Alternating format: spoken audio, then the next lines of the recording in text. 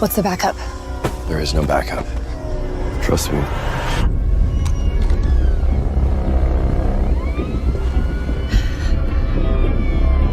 This is it.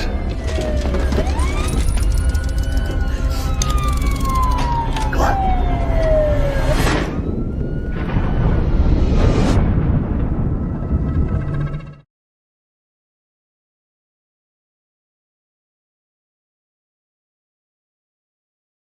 I've had this world for a while. I've kind of, stories that have either been thrown away in a garbage can or put in a drawer, but I had this world of just like, interdimensional interstates of just like being able to hide out. Like it's been under the secret of like, American, mid-century folklore for a long time. But then I just cracked it with just my own, based off my own relationship with my sister, and if we just don't see each other enough, and then this kind of spurned some ideas between that and my dad, who was a big science fiction lover, who was helping me crack some of the story stuff. And yeah, I think you nailed it on the head in that they not only accept it, they have no choice but to accept it just because of the corner they painted themselves in. And then because of the hurried nature and rush nature and of getting away as much as we can, we have to go along with them on the ride. And it helped crack a lot of the hard choices that you have to make as someone who's like, hey, you have to buy that there's time traveling safe houses that are hidden across America. And here's two of them that are just rushing right into it and using it right away. So yeah, it's a really good observation, Eric.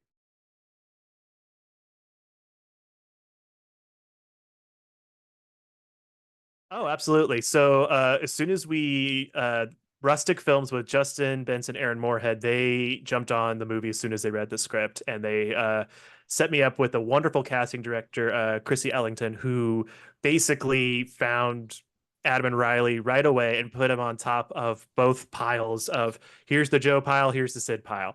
Not only are they the two best individual characters, they're also the best pair. Like they just felt like brother and sister, even when they read separately for the audition, which the audition was actually reading the two hardest scenes of the movie. It was them talking over drinks while they're waiting to go back the next day.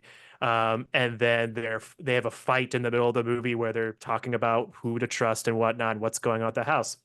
They had to read both those scenes. And if I know they could do those two scenes, they can carry the movie. I know there's a lot of action, there's a lot of like blocking elements and whatnot, but those are the two scenes that have to work in order for you to buy them as characters, buy them as siblings. And so that process was really easy to go through after we casted them, because then we just got on Zoom calls and just talked for like 90 minutes like at a time, like not even talking about the script, because I really wanted the brother and sister to feel lived in, to the point where they literally could just look at each other and know what's going on, or like they could just have this secret language between them that even I wouldn't even know. I just wanted them to feel comfortable with each other when lights are being moved or when the camera has to shift really quickly. They can look across the room and see like, I got you back and you got mine, which is a very brother and sister thing to have. So yeah, we would just all talk for 90 minutes over a Zoom, and then I would hop off the Zoom and they would just talk on their own and develop their own language. And from there, it just, when we got on the set, it just felt like a breeze. I would only shape takes here and there, but the nature of indie film, you don't have enough time or money. We needed to move quickly, and they were just nailing it. So they really bought into the characters, it bought into the world, and made my job much, much easier, knowing that they were just great to work with and great, great actors. Is that it? A magical safe house. Now we wait for time to pass in our present, then we head back and make sure we're clear.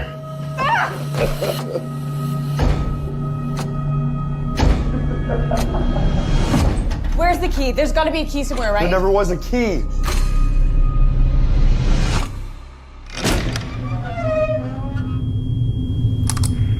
Hello.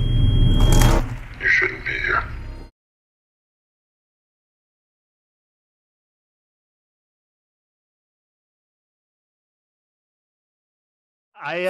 I wanted that scene was in the script from the get-go, and the reason why that script scene, because we don't have deleted scenes in the movie, strangely. Everything that was written, with occasionally like some tweaks and scenes itself, is in the movie. And that scene had to be there just because we really needed to buy that element that I talked about before, which is just like they can look at each other and know a plan. They've done this before. They flanked some idiots drunk shooting before and gotten the jump on them. They're just executing a plan, and I don't want to have to explain it. They could just, the actors can look at each other and we see the plan play out. And it was, I think that was important to know that, like, oh, not only do I understand that they're brother and sister on another level, but I respect them because they have a history of being robbers and doing this thing. And I'm excited to see them challenge the unknown from there. And I think that was a very important scene for us, for sure.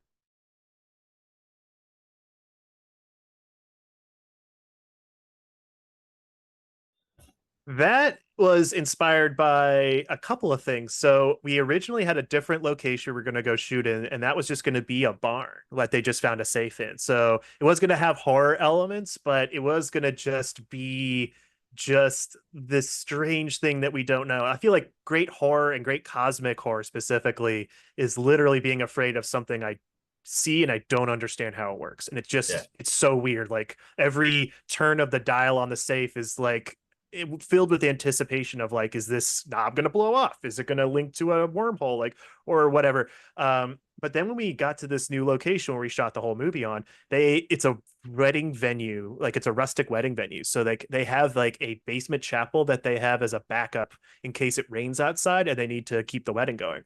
But when you go down there and it turn off all the lights, it's creepy as hell. Like there's like weird, like stained glass window stuff that's in the ceiling and just shines down. And you're just like, how does this place function? And then we just rolled with it. We were just like, kill all the lights. We could put the body over here now. We could put the safe over here and just give like this weird paradox of a whole, like a Christian chapel that is buried closer to hell. And it just gives this weird dynamic that we just rolled with. And it allowed the horror elements to really go up times 10. Time isn't kind to the displaced. I can't take it anymore. There's no going home. Is that what you really think? What's that supposed to mean? You are working with them. You brought me here to. Why would I do any of that? Someone is coming. Eliminate them before they reach the door, or you and your brother will die here.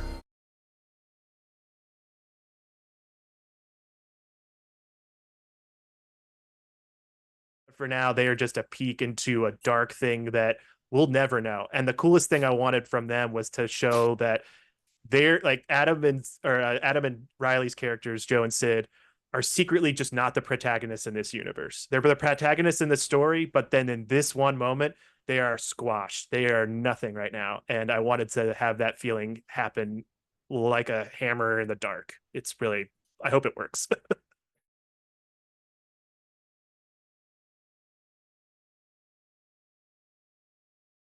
If you just search, like maybe even on any message forums or Twitter or whatever, just type in things will be different just to see like what happens. And you just have people who are just clinging for hope for any of their situation. And that's just the big crux, specifically with Joe's character, in that he just hopes things will be different for the better. Like we all hope we can get back with our sister. We hope this money can change our lives. We hope this safe house is actually going to work as I was told when I got the book. And the real sad thing is that hope is only powerful if you have the capacity for change. Otherwise, it's just false promises you're making to yourself. Old habits die hard.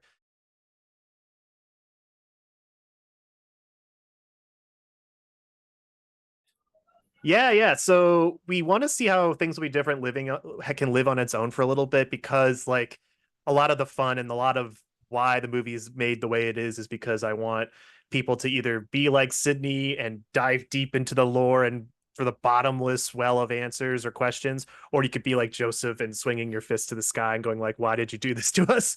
I wanted the audience to then engage, fill their own theories and whatnot. But a lot of the people who like love the movie are also just like, I want to know more. I want to know what happens, what else is going on, and I feel like the best sci-fi does this. The best sci-fi is the reach for answers, not the grasp of getting the answers. But I want to keep going. I've already talked with the actors. I've talked with other people about what eventual things will be the same looks like, or whatever the next installments are. it's we have treatments at least going right now that keep going with the same type of themes, the same type of fight against time, the ultimate parasite amongst humans, sucking us dry. Like, there's lots of lore to be explored. So we'll see how this movie goes. Maybe, yeah, it'll come sooner than we think.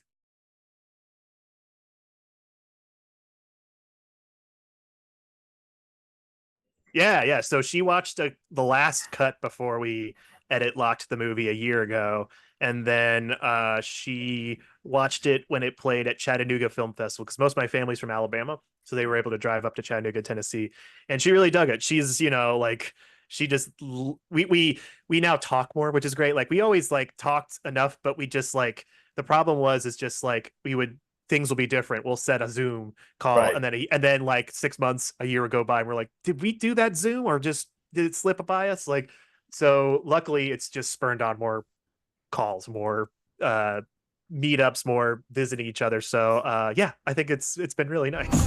Whenever we realize that we are in an excited state, we breathe in, take in our surroundings, breathe out on the count of 5.